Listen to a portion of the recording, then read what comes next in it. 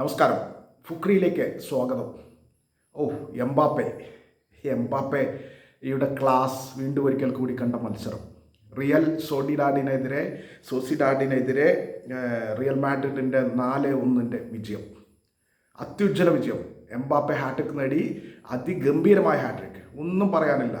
അത്രമാത്രം ഗംഭീരമായി എംബാപ്പയുടെ ക്ലാസ് എന്താണ്, അയാളുടെ ടാലൻ്റ് എന്താണ് എന്ന് കൃത്യമായി മനസ്സിലാക്കുന്ന വിധമുള്ള അത്യുജ്വലൻ പ്രകടനം. മൗറിഞ്ഞോ കോച്ചായി വന്നതിന് ശേഷം റിയൽ മാഡ്രിഡ് അതിൻ്റെ യഥാർത്ഥ അർത്ഥത്തിൽ തന്നെ വലിയ നിലയിൽ അതിഗംഭീരമായി മുന്നോട്ട് പോകുന്ന കാഴ്ചയാണ് കണ്ടത്. കളിയിൽ റിയൽ സോസിഡാഡ് ഉണ്ടായിരുന്നതേ ഇല്ല എന്ന് വേണമെങ്കിൽ പറയാം. 40 മിനിറ്റ് വരെ ഇരു ടീമുകളും ഗോൾ അടിച്ചിരുന്നില്ല. കളിയിൽ 40 മിനിറ്റ് വരെ റിയൽ മാഡ്രിഡിനെ ഒതുക്കി നിർത്താൻ റിയൽ സൊസിഡാഡിന് കഴിഞ്ഞിരുന്നു. അതുകൊണ്ട് തന്നെ അതൊരു മോശം കാര്യമല്ല. റിയൽ മാഡ്രിഡിനെ പോലെ ഇത്ര ശക്തമായ ഒരു ടീമിനെ 40 മിനിറ്റ് വരെ പിടിച്ചു നിർത്തി എന്നുള്ളത് യാഥാർത്ഥ്യമാണ്. പക്ഷേ 40 മിനിറ്റിന് ശേഷം ഗേറ്റ് തുറന്ന പോലെയായിരുന്നു. പിന്നെ അങ്ങോട്ട് ഗോൾ മഴയായിരുന്നു. എംബാപ്പെ 40ാമത്തെ മിനിറ്റിൽ അടിച്ചു.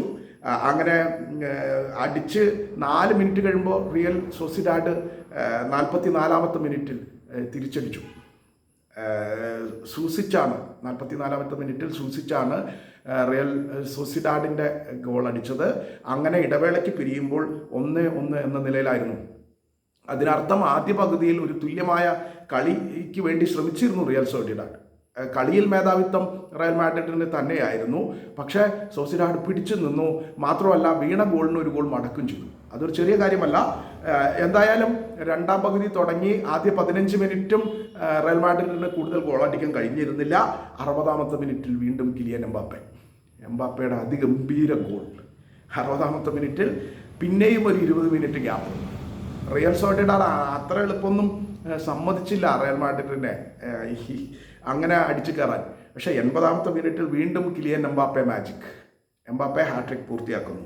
അങ്ങനെ എംബാപ്പയുടെ എക്കാലത്തെയും മികച്ച ഹാട്രിക്കുകളിൽ ഒന്നായിരുന്നു ഈ റിയൽ സോസിഡാഡിനെതിരെ പിറന്നത് എന്നതിൽ തർക്കമില്ല. അതിഗംഭീരമായിട്ട് അത്യുജ്വലമായി കിലിയൻ എംബാപ്പയുടെ ക്ലാസ്.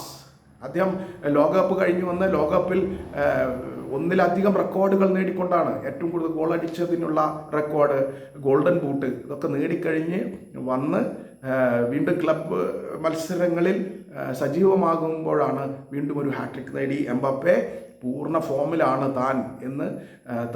തൻ്റെ ക്ലാസ് എപ്പോഴും അവിടെ ഉണ്ട് എന്ന് വ്യക്തമാക്കുന്ന നിലയിൽ ലോകകപ്പിലെ ആ ഫോം തുടരുന്ന കാഴ്ചയാണ് കണ്ടത്. ഇതിനിടയിൽ 68ാമത്തെ മിനിറ്റിൽ വിനീഷ്യസ് ജൂനിയർ ഒരു ഗോൾ അടിച്ചിരുന്നു. വിനീഷ്യസ് ജൂനിയറാണ് 4ാമത്തെ ഗോൾ, റിയൽ മാഡ്രിഡിൻ്റെ 4ാമത്തെ ഗോൾ അടിച്ചത്.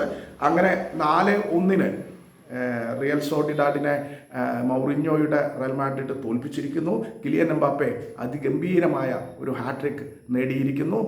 എന്തായാലും റയൽ മാഡ്രിഡ് നല്ല നിലയിൽ മുന്നോട്ട് പോകുകയും ഈ ലാലിഗയിൽ റയൽ മാഡ്രിഡ് ഒരു ശക്തിയായിരിക്കും എന്ന് ബാഴ്സലോണയ്ക്കാണ് ഇതിൻ്റെ മുന്നറിയിപ്പ് അവർ കൊടുക്കുന്നത്. ബാഴ്സലോണയ്ക്കാണ്. തീർച്ചയായും ബാഴ്സ സൂക്ഷിക്കുക.